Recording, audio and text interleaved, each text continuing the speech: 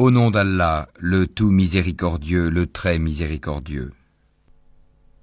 Vois-tu celui qui traite de mensonge la rétribution? C'est bien lui qui repousse l'orphelin et qui n'encourage point à nourrir le pauvre.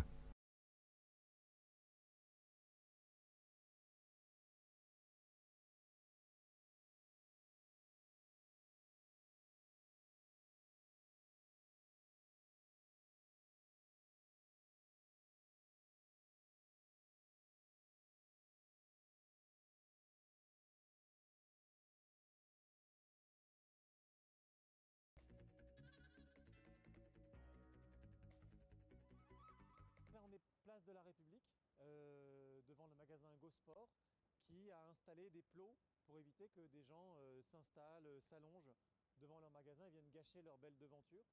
Donc avec la Fondation Abbé Pierre, on est venu gâcher encore plus la devanture, puisqu'on a mis des affiches pour dénoncer cette prolifération de mobilier urbain anti-SDF qui empêche tout simplement des gens qui n'ont rien, même de s'installer, de s'allonger sous des porches où ils pourraient être au moins un tout petit peu abrités des intempéries.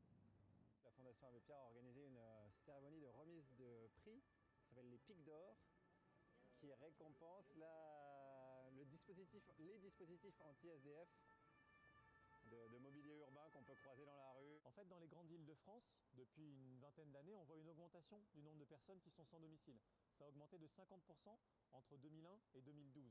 Donc forcément, dans les grandes villes et dans les centres touristiques notamment, ça pose parfois des problèmes aux habitants, aux commerçants, aux élus locaux qui n'ont pas envie de voir cette misère-là.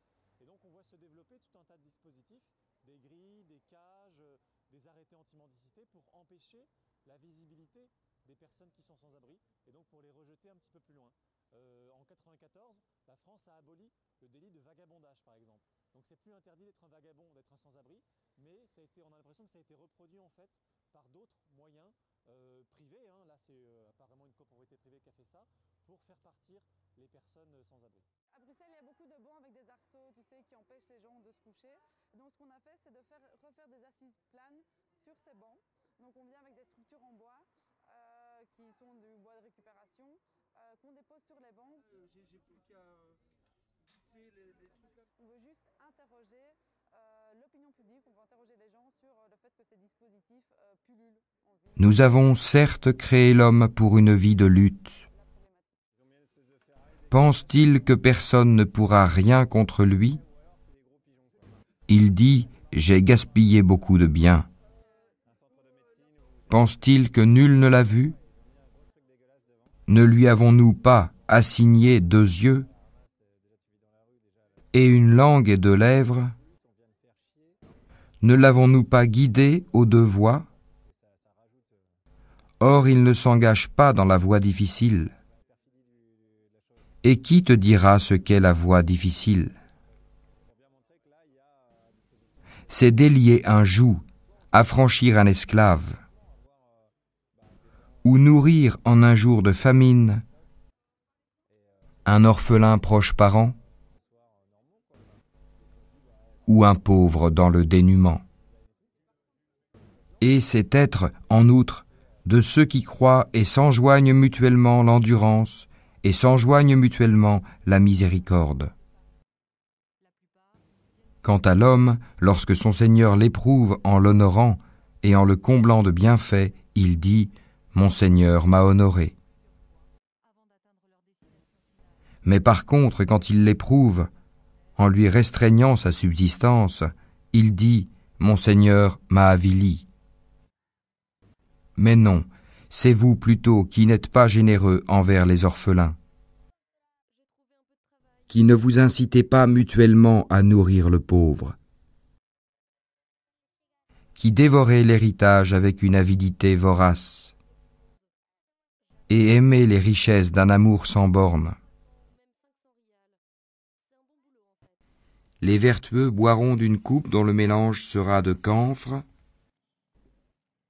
d'une source de laquelle boiront les serviteurs d'Allah et ils la feront jaillir en abondance. Ils accomplissent leurs vœux et ils redoutent un jour dont le mal s'étendra partout. Et offrent la nourriture malgré son amour aux pauvres, à l'orphelin et aux prisonniers,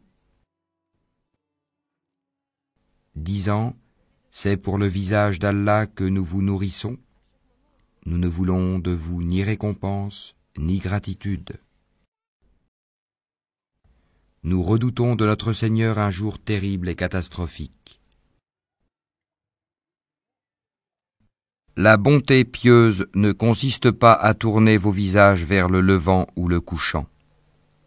Mais la bonté pieuse est de croire en Allah, au jour dernier, aux anges, aux livres et aux prophètes, de donner de son bien, quelque amour qu'on en ait, aux proches, aux orphelins, aux nécessiteux, aux voyageurs indigents et à ceux qui demandent l'aide pour délier les joues, d'accomplir la salate et d'acquitter la zakat. Et ceux qui remplissent leurs engagements lorsqu'ils se sont engagés, ceux qui sont endurants dans la misère, la maladie, et quand les combats font rage, les voilà les véridiques, et les voilà les vrais pieux. Il t'interroge, qu'est-ce qu'on doit dépenser ? Dis, ce que vous dépensez de bien devrait être pour les pères et mères, les proches, les orphelins, les pauvres et les voyageurs indigents. Et tout ce que vous faites de bien, vraiment, Allah le sait. Si vous donnez ouvertement vos aumônes, c'est bien. C'est encore mieux pour vous si vous êtes discret avec elles et vous les donniez aux indigents. Allah effacera une partie de vos méfaits. Allah est parfaitement connaisseur de ce que vous faites. Vous n'atteindrez la vraie piété que si vous faites largesse de ce que vous chérissez. Tout ce dont vous faites largesse, Allah le sait certainement bien. Ceux qui mangent et disposent injustement des biens des orphelins ne font que manger du feu dans leur ventre. Ils brûleront bientôt dans les flammes de l'enfer. Et sachez que de tout butin que vous avez ramassé, le 5e appartient à Allah, aux messagers, à ses proches parents, aux orphelins, aux pauvres et aux voyageurs en détresse, si vous croyez en Allah et en ce que nous avons fait descendre sur notre serviteur, le jour du discernement, le jour où les deux groupes s'étaient rencontrés, et Allah est omnipotent. Les sadaqat ne sont destinés que pour les pauvres, les indigents, ceux qui y travaillent, ceux dont les cœurs sont à gagner à l'islam, l'affranchissement des joues, ceux qui sont lourdement endettés, dans le sentier d'Allah et pour le voyageur en détresse. C'est un décret d'Allah, et Allah est omniscient et sage. Et que les détenteurs de richesse et d'aisance parmi vous ne jurent pas de ne plus faire des dons aux proches, aux pauvres et à ceux qui émigrent dans le sentier d'Allah, qu'ils pardonnent et absolvent. N'aimez-vous pas qu'Allah vous pardonne ? Et Allah est pardonneur et miséricordieux. Il n'y a pas d'empêchement à l'aveugle, au boiteux, au malade, ainsi qu'à vous-même, de manger dans vos maisons ou dans les maisons de vos pères, ou dans celles de vos mères ou de vos frères, ou de vos sœurs ou de vos oncles paternels, ou de vos tantes paternelles ou de vos oncles maternels, ou de vos tantes maternelles, ou dans celles dont vous possédez les clés, ou chez vos amis. Nul empêchement à vous, non plus de manger ensemble ou séparément.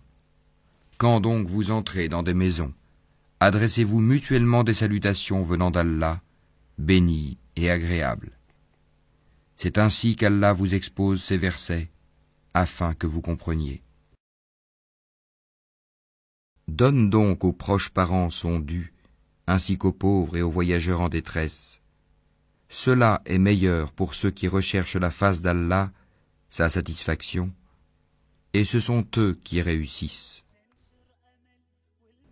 Tout ce que vous donnerez à usure pour augmenter vos biens aux dépens des biens d'autrui ne les accroît pas auprès d'Allah.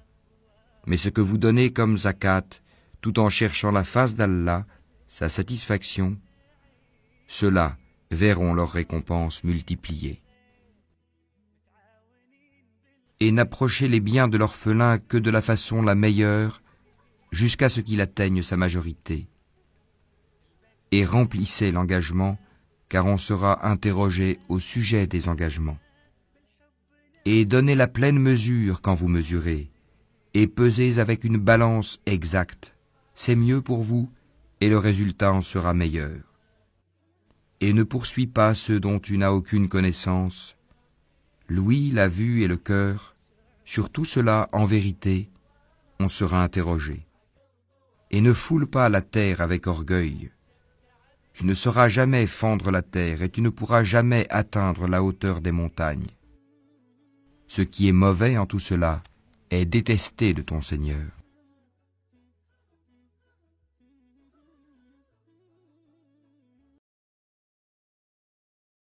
Tout est pourri maintenant.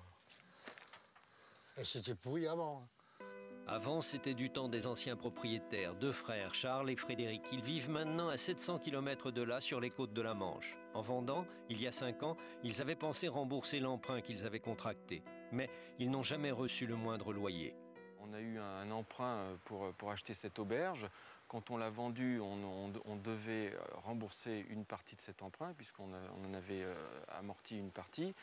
Et il se trouve que comme on ne perçoit aucune redevance, nous ne pouvons pas rembourser notre emprunt. La banque nous met un petit peu la pression dans la mesure où il faut qu'on rembourse des mensualités. Il est évident que maintenant, depuis 5 ans et demi, que ces procédures, procès sur procès, que nous gagnons, il est évident que l'expulsion, elle est obligatoire et elle doit être immédiate. À celui qui est dans la gêne, accordez un sursis, jusqu'à ce qu'il soit dans l'aisance. Mais il est mieux pour vous de faire remise de la dette par charité, si vous saviez.